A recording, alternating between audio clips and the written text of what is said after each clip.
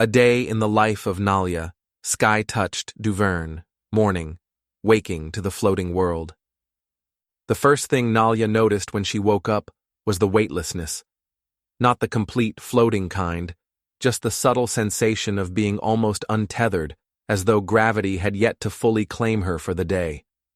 Her hammock swayed gently, suspended between two gravity hooks in the open-air alcove of her family's home in Port Levant, a city of drifting platforms, suspended walkways, and air-threaded bridges. She cracked open one silver-flecked eye and peered out over the edge of her hammock. Through the open window, she could see the sky ribbons, twisting strands of glowing purple energy that marked the flow of Rayon's gravitational currents. The entire city pulsed with the shifting energy of purple-purpulous god-glow, its streets and homes floating just enough to remind its people that nothing was ever truly still. Below, the sounds of Le Marché Volant, the floating market, were already rising, merchants calling out their wares, the rhythmic hammering of weight-tuned anvils, and the echoing laughter of children jumping between drifting platforms, their gravity bangles flashing as they landed with impossible lightness. The scent of morning spice breads and fire-roasted starfruit curled through the air, teasing Nalya's nose. "Up, little bird," came a familiar voice from below. Maman Vela's voice was like the market bells, strong, clear, and impossible to ignore. Nalya groaned and stretched, her braided hair floating slightly before settling as the gravity hooks in the room adjusted. "I'm up, maman," she called back. With practiced ease, she flipped out of her hammock, landing on the floor with a slight gravitational bounce. She reached for her gravitic wrap, a flowing, lightweight garment woven with god-glow-infused threads that adjusted to the shifting gravity of the day. The deep violet fabric shimmered as she fastened it around her waist, its patterns swirling in reaction to the sky's pull. Another day in Port Levant. Another day navigating the weightless paths of the floating city. Morning chores, the skythreader's apprentice. Maman Vela was already at her workbench, her strong, calloused hands threading together strands of lève fil, a god-glow-infused rope used to anchor floating homes and market platforms. The Duverne family were skythreaders, responsible for keeping sections of Port Levant from drifting into the unknown. Today, Nalya's job was to help reinforce the tethered platforms connecting their home to the market. Some had loosened overnight, their weightless knots coming undone in the shifting winds. She crouched at the edge of their home, peering down into the open sky below. The platform she needed to fix was floating a few feet away, unmoored. Without hesitation, she touched the weight-adjusting bangles on her wrists, feeling their familiar hum as she adjusted their settings. One deep breath, then she leapt into the air. For a moment, she was free, weightless, untethered. The purple-purpulous energy in the air swirled around her, catching on the silver tattoos along her forearms, marks of her family's sky-threading lineage. Then, gravity tugged her gently downward, and she landed on the drifting platform with barely a sound. "You're getting better at that," Maman called from behind her, nodding approvingly. Nalya grinned, her fingers already working the lève fil into new knots, securing the platform before it drifted too far. "One day, I'll be faster than you," she teased. Maman snorted. "One day, maybe, but not today." Nalya only laughed, pulling the last knot tight. The floating market, a runner's job. With the morning's work done, Nalya darted toward Le Marché Volant, eager for her next task. She worked as a runner, delivering goods between floating stalls and sky merchants. It was a job that required speed, precision, and the ability to read the ever-shifting gravity currents. Her first delivery was to Old Man Gari, the spice merchant whose stall drifted near the eastern edge of the market. The paths of the market weren't solid streets, but rather a patchwork of floating platforms, each bobbing gently with the gravitational shifts. Some people used gravity bridges to cross. Nalya preferred a different method. She ran full speed, her body light as a feather as she leapt from platform to platform, the weight-adjusting bangles ensuring she never fell too fast. The wind whistled around her, the calls of merchants and the laughter of other runners blending into the morning air. "Girl, you fly too much," called Tonton Bellamy, the baker, shaking his head as he kneaded weightless dough in midair. "Not enough ground in your step." Nalya only grinned, vaulting over a stack of floating fruit crates before landing in front of Old Man Gari's stall. "You're late," he grumbled. "You're early," she shot back, tossing the bundle of levfil onto his counter. The old man huffed, but handed her a small pouch of floating saffron in return. A traditional payment for couriers, spices, not coins. "Tell your mother these knots better hold," he muttered. "They always do," Nalya said, tucking the saffron into her belt.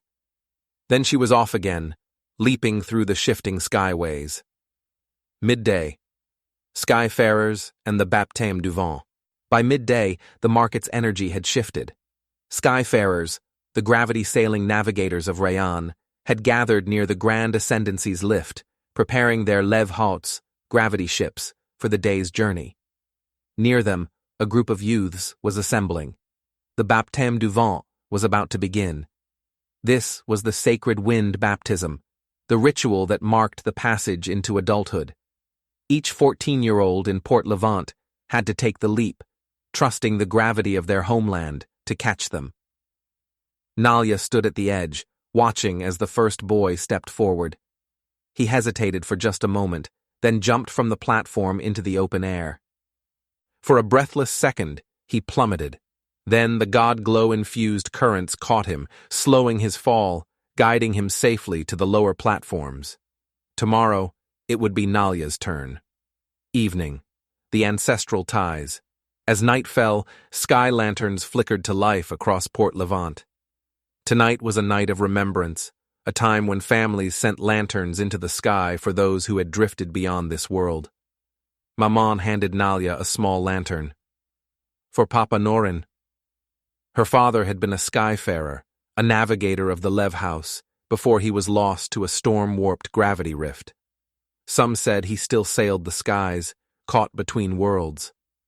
Nalya lit the lantern, whispering the old words, "May your tether stay strong." Then she released it into the night, watching as it spiraled upward, joining the other lanterns glowing against the stars. Nightfall. Dreams of weightlessness. By the time Nalya climbed back into her floating hammock, her limbs ached from the day's work. But her mind was alive with thoughts of tomorrow.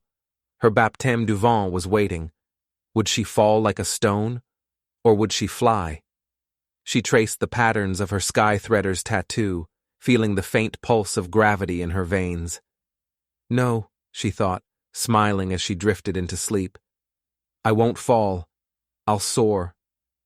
A Day in the Life of Nalya, Sky-Touched, Duverne, Part 2, The Baptême du Vent.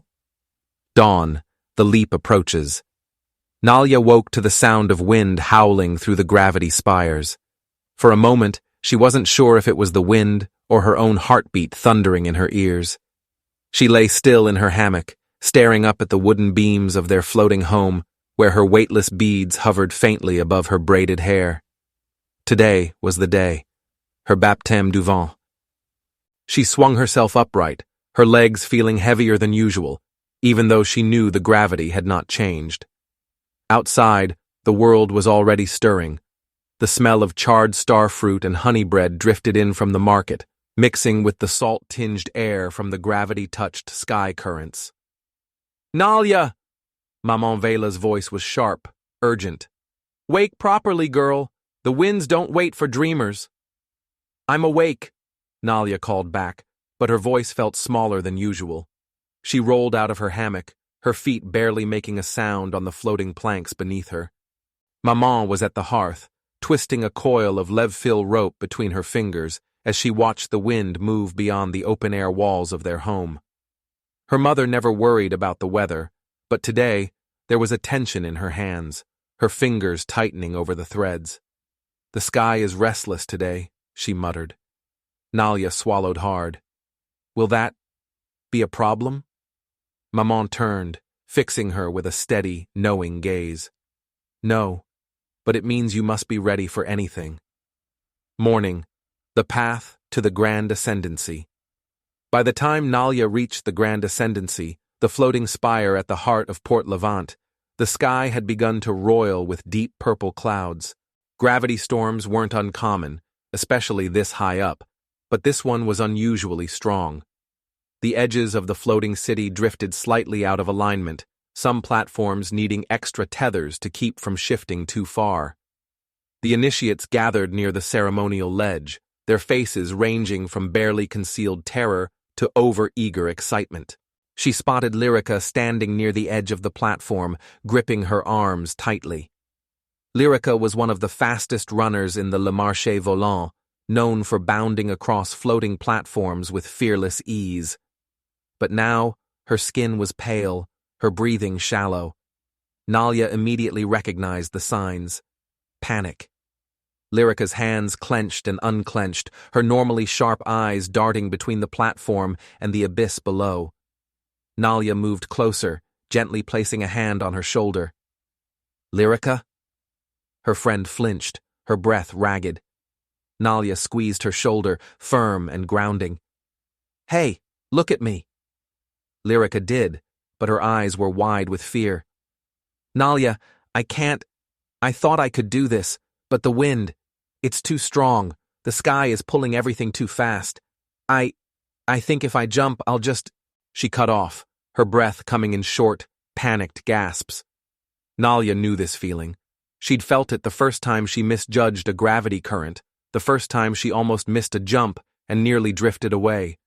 It was the fear of falling without knowing if you'd land.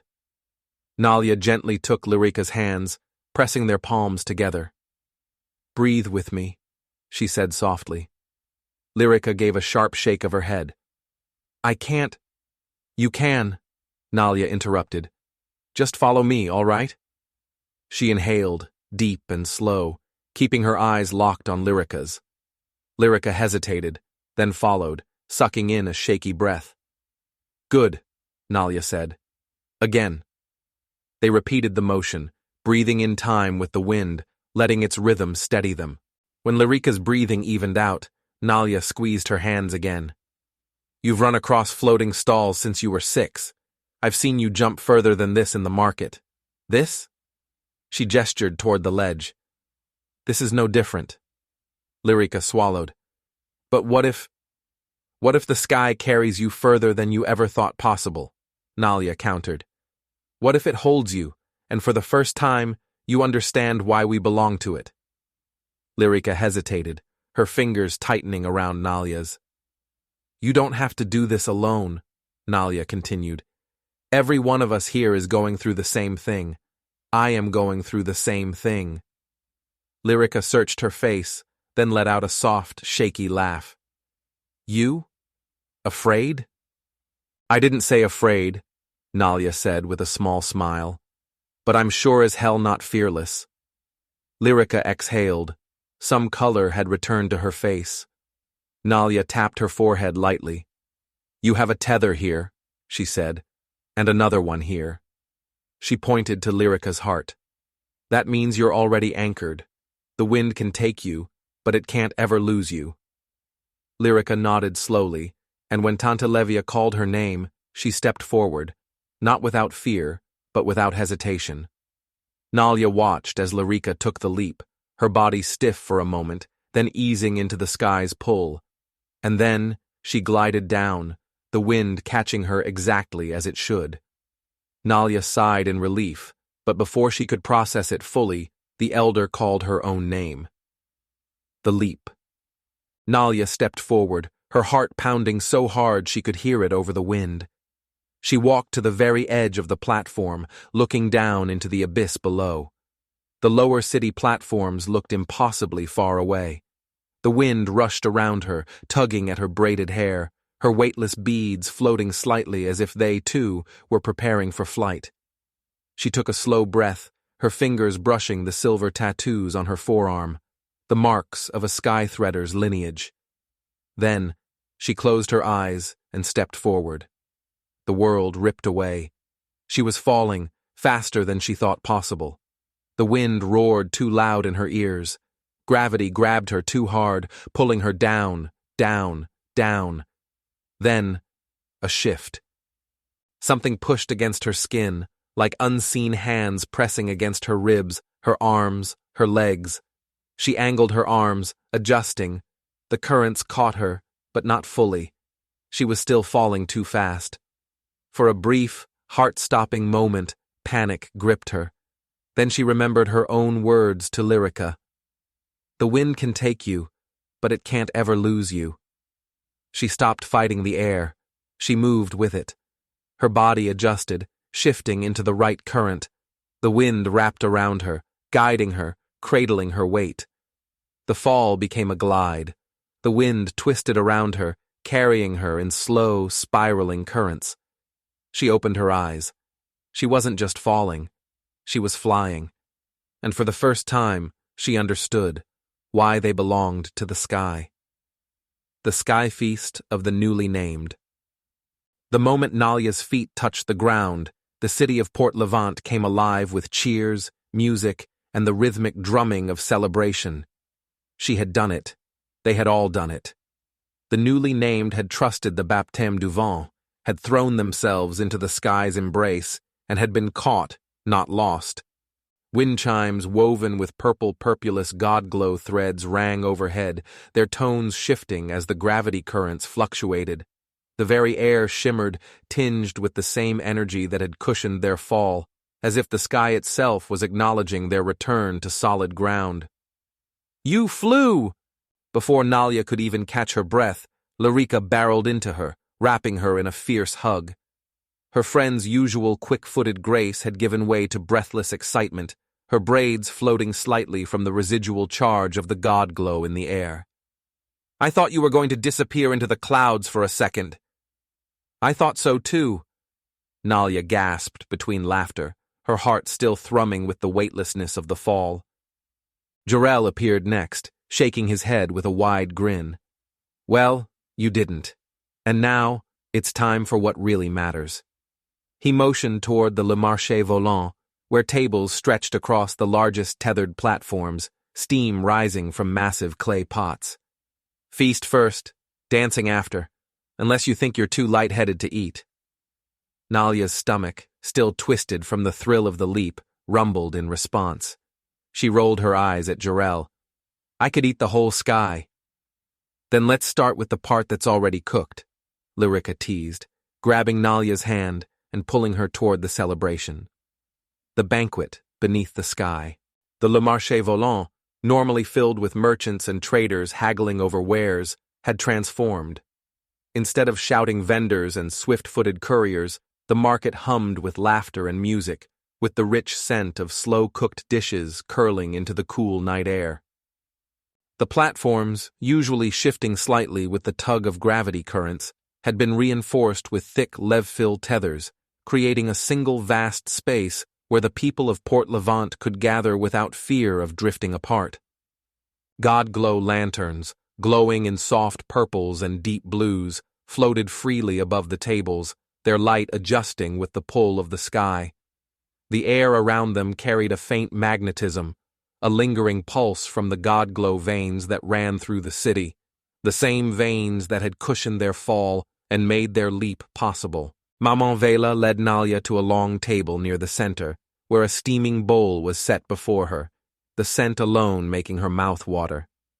The deep red broth shimmered slightly with the weight of its stewed tomatoes and slow-cooked spices, rich with shrimp pulled from the lower tide pools, their shells cracked and softened from hours of simmering.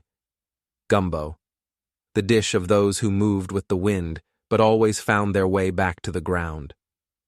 Nalya picked up a soft, buttered roll, torn from a golden-brown loaf, and scooped up a bite of the thick stew. The flavors hit her instantly, smoky, spiced, and deep, the shrimp tender from its long bath in the broth. She let the warmth settle in her chest, grounding her after the weightlessness of the leap. "Food always tastes better after surviving the sky," Lyrica mumbled, already halfway through her bowl. Jarrell grinned, shoving a spoonful of red beans and rice into his mouth. "That's because everything tastes better when the wind hasn't stolen it from your hands." Across the table, an elder chuckled, lifting his cup of dark, gravity-aged wine.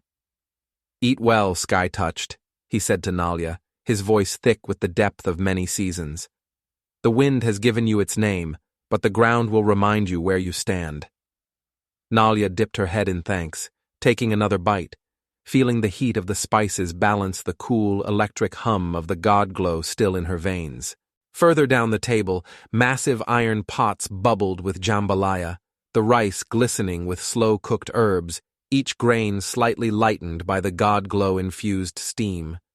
The air smelled of roasted meats, gravity beast, its skin charred and crackling from the fire, its juices dripping into clay pots where root vegetables softened in the drippings. Next to her, someone passed a merlatin dish, the soft green fruit stuffed with a mixture of fish and seasoned rice, its top browned just enough to crackle under the touch of a spoon. The balance of sea and land, of weight and weightlessness, of those who flew and those who stayed grounded.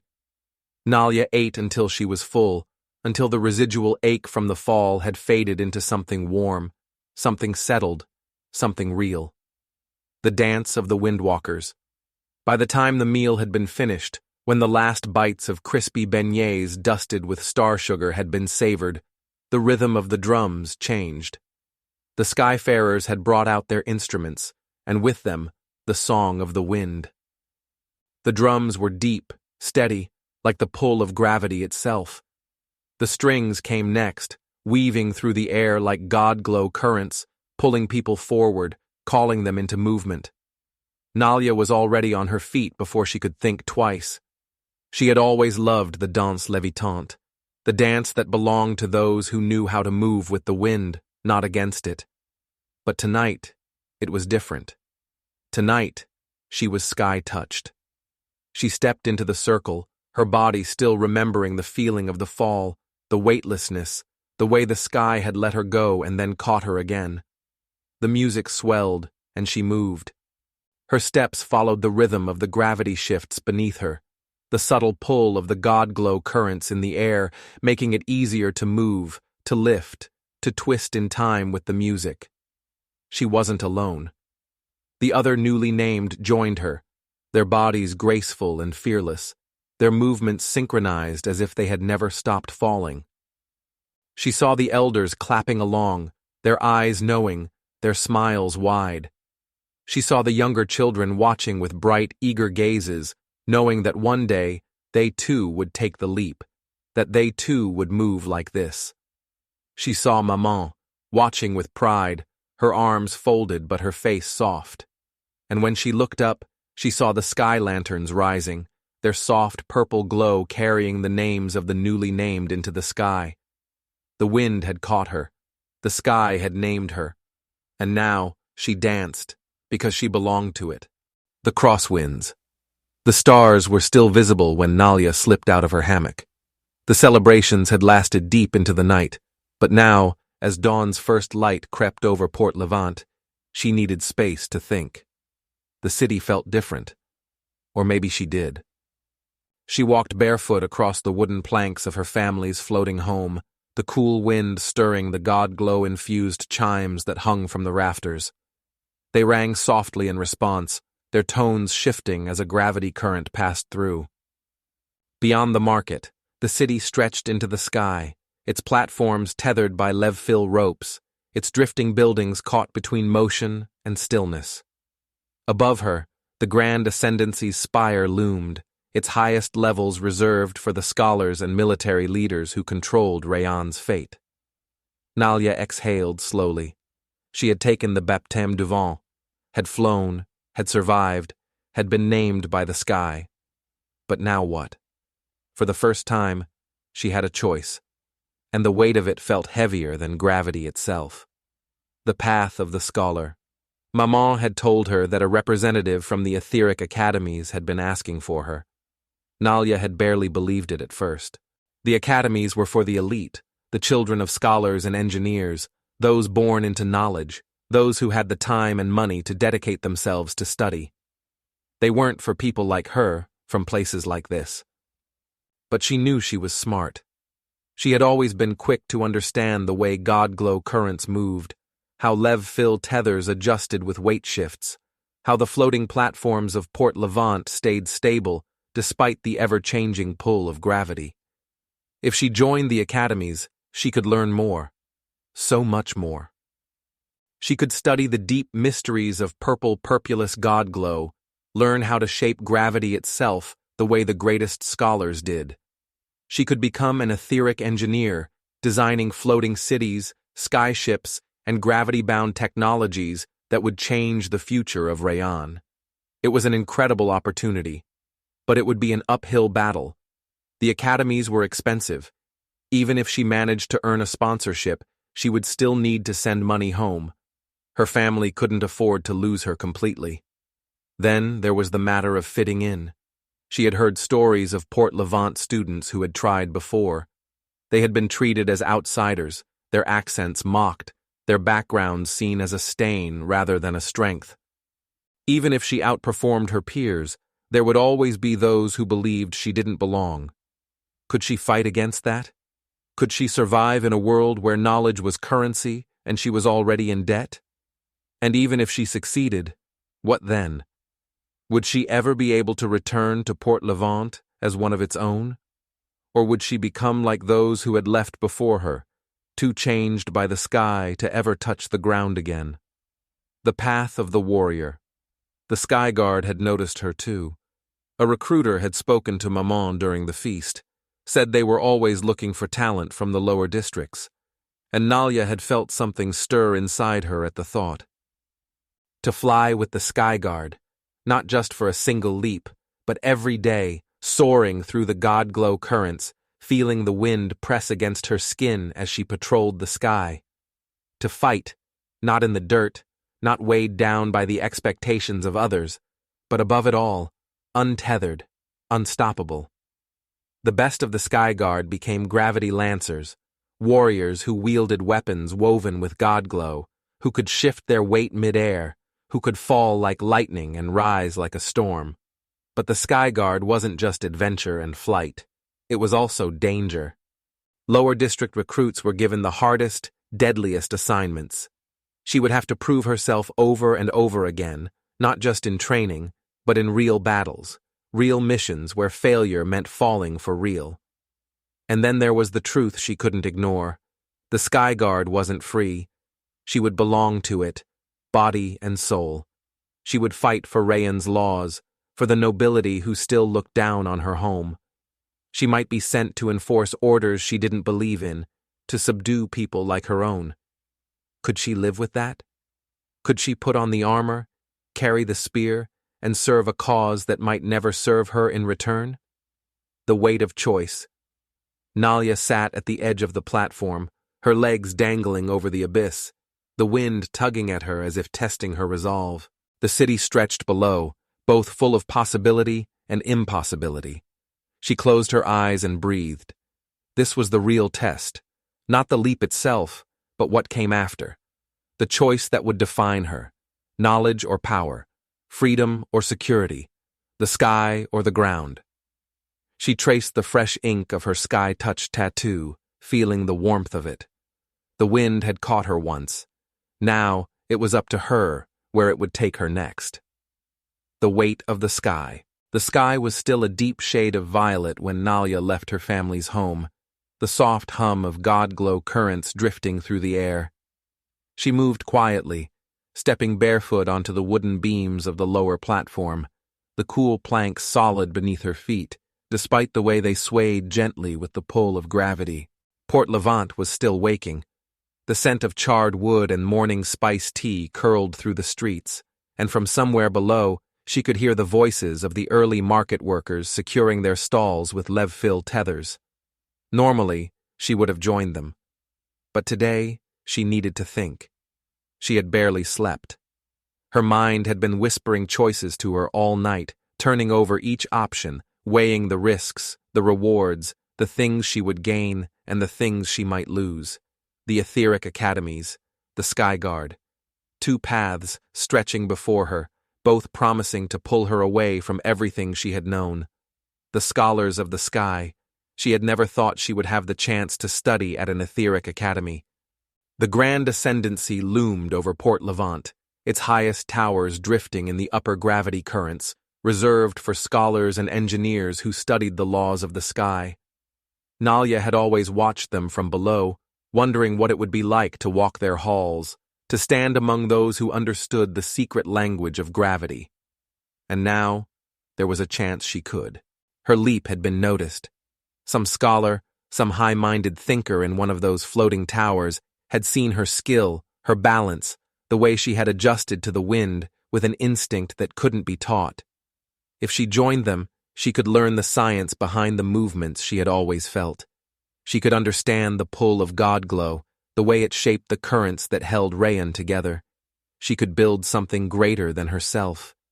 And yet, Nalya clenched her fists, remembering the way the academy students looked down on those from Port Levant. She had seen them before, passing through the lower districts in their fine-trimmed gravitic robes, their voices smooth with wealth. She had heard their laughter when they spoke of the workers who maintained the city's floating tethers, of the ones who ran the markets, but would never be more than that. Could she survive in their world? Would they ever let her?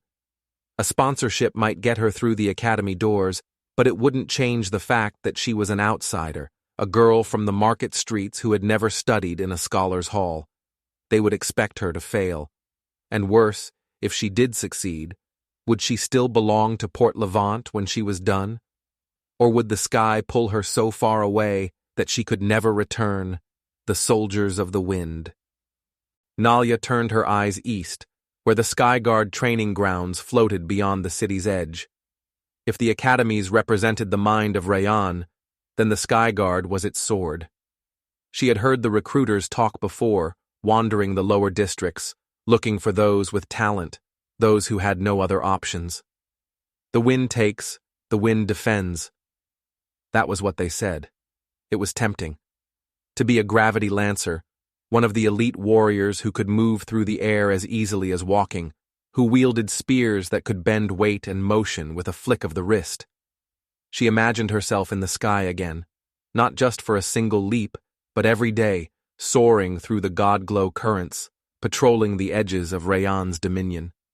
She would be respected, feared, known, but the Skyguard was not free. She would belong to them, body and soul. Her missions would be assigned. She would not be flying for herself, but for a city that had never cared about Port Levant before. And the worst part? She had seen the way the Skyguard looked at people like her. The lowest-ranked soldiers were always from the lower districts. They were given the hardest jobs, the worst assignments, the most dangerous tasks. She would have to fight for every inch of respect. And once she joined, there was no leaving. She would serve until they released her, or until she fell. A conversation on the edge of the world. Nalya didn't realize she had wandered until she found herself standing at the edge of the district's lowest platform, where the tethered bridges swayed in the morning wind. She wasn't alone. A figure sat near the edge, his long legs dangling over the abyss. The God-glow light of the city cast his features into sharp relief. Dark skin weathered by the sun, short-cropped hair, and a long, jagged scar running from his jaw to his temple. He turned when she approached, raising an eyebrow. "You thinking of jumping again?" Nalya hesitated, then shook her head. "Not today." The man smirked and patted the wooden beam beside him. "Then sit. The wind doesn't mind a little company." She did, letting her feet dangle over the edge, staring down into the endless sky below. The gravity wells far beneath them shimmered faintly, pulsing in time with the unseen forces that held the city together. For a while, neither of them spoke.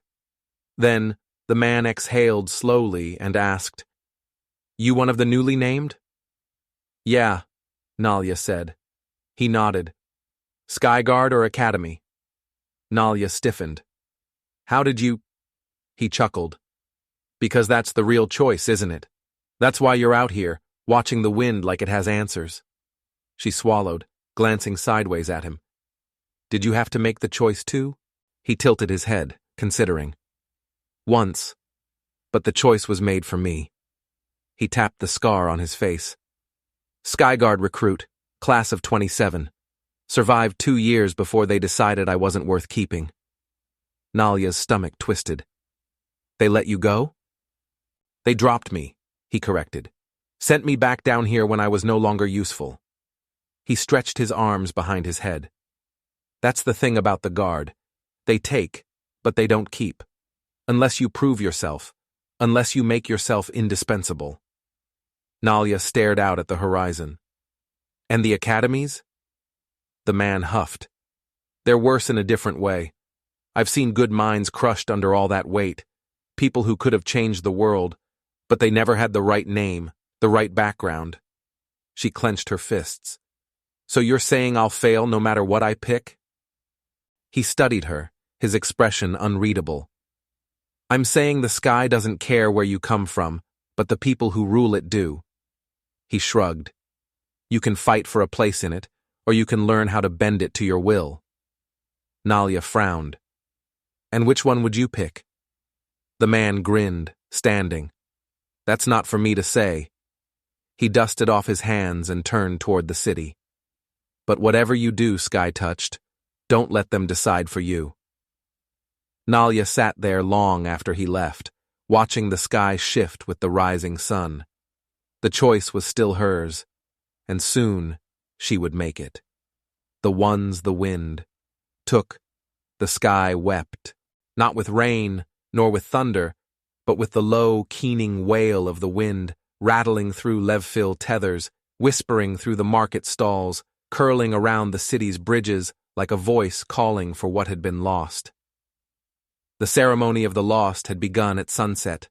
The entire city had gathered in the Skykeeper's Square, the market stalls closed in respect, the usual chatter of merchants replaced by somber silence. Nalya stood among the crowd, her fists clenched. She had survived the baptême du vent, but not all had been so lucky. Tonight, they honored the ones the sky had taken. The lanterns of the fallen. The floating platform at the center of the square had been cleared of all trade and business for the night. Instead, 7 lanterns hovered just above the wooden surface, their soft purple glow reflecting in the silent faces of the gathered crowd. Each lantern bore a name, inscribed in weightless ink, shifting and flickering as the god-glow currents pulsed through them. 7 names. 7 who had leapt from the grand ascendancy and had not been caught by the wind. Some had fallen to sudden shifts in gravity currents, their bodies pulled down faster than expected, their weights too heavy, too misjudged. Others had simply disappeared, swept into god-glow rifts, their bodies never recovered, never even seen again. Their families stood at the front, still as statues, some holding on to one another, others staring straight ahead, their eyes dry and hollow. Nalya's stomach churned. She had leapt. She had flown, but at what cost? She swallowed hard, her gaze locking onto one lantern. Edrin Voss. He had been just as fast as Lyrica, just as bold, but he had been the first to fall. Nalya squeezed her eyes shut, remembering it too clearly. Edrin had gone before her, standing at the ledge, his usual cocky grin softened by the weight of the moment. He had taken a breath, exhaled, and leapt. For a heartbeat, he had flown. Then, something went wrong. The currents had shifted too fast. The god-glow veins had flared unexpectedly. Instead of catching him, the air had turned against him. He had twisted mid-air, trying to adjust, trying to control his weight, but the gravity wells beneath the city had shifted at the last second. He had plummeted. Nalya would never forget the sound his mother had made when the officials announced he was gone. Now, she stood at the front of the crowd, her face carved from stone, watching as Tanta Levia, the elder skykeeper, stepped forward, lifting her arms to silence the wind. The sky does not take lightly, she said, her voice deep with years of loss, years of knowing. It does not steal. It does not swallow. It only does what it has always done. It carries, or it does not. It is we who must learn to live with its choices. A murmur of agreement moved through the crowd. Behind Tanta Levia, the sky priests moved to the lanterns, each one lifting gently as the god-glow tethers were released. "This city does not forget," Tanta Levia continued. "These names will be carried in the wind, in the breath of every current, in the bones of every stone that still floats above the abyss. We remember, and we fly in their names." One by one, the lanterns were released. They rose, slowly at first, drifting on the shifting air, pulsing with the weight of their names. Then the wind took them. They spiraled upward, caught in the god-glow streams, twisting and fading into the deep violet of the night sky. Gone, but never truly lost. The sky guard's arrival. The ceremony ended in silence. No feast followed, no dancing. The crowd simply dissolved, returning to their homes, their hearts heavier than they had been that morning. Nalya had barely moved from her place in the square. Edrin's mother had stood beside her for a long time, had placed a hand on her shoulder, had said nothing, and yet said everything. When Nalya finally turned to leave, they were waiting for her. Two men, dressed in Skyguard uniforms, their gravitic armor trimmed in dark violet god-glow. One bore the insignia of a gravity lancer. She recognized him. Commander Aaron Dane, a man who had once trained in Port Levant before rising through the ranks. He did not speak immediately, only looked her over as if weighing something unseen. Then he said, "You're considering the academies." It wasn't a question. Nalya squared her shoulders. "I was." His gaze was unreadable. "You can learn about gravity and god-glow in the academies." He stepped closer. "But only in the Skyguard," he continued, his voice low, steady. "Can you control it?" Nalya's breath caught. Aaron tilted his head toward the sky, toward the lanterns that had already disappeared. "You saw what happened to Voss," he said, "and the others before him. You know why." Her pulse quickened, because it wasn't just bad luck, because the gravity currents had changed, because something had been wrong. Aaron studied her face. "You want to know why, don't you?" Nalya clenched her fists. Yes. She wanted to know why the currents had shifted in that way. She wanted to know why the god-glow veins had reacted so violently. She wanted to know if Edrin had truly been lost to fate, or if something else had caused it. Aaron's voice dropped, barely above a whisper. "Then don't waste your time with scholars who only study the sky. Come and learn from the ones who own it." He held out a small metallic insignia, the mark of a Skyguard recruit. She stared at it. If she took it, she would leave Port Levant. She would be bound to them, bound to their rules, bound to their missions. She would be risking her life, her freedom. But if she didn't, if she walked away, she would never learn the truth. Her fingers closed over the insignia. Aaron nodded. "Training begins at dawn." And just like that, her choice was made. Nalya wasn't just flying for herself anymore. She was flying for the ones who had fallen,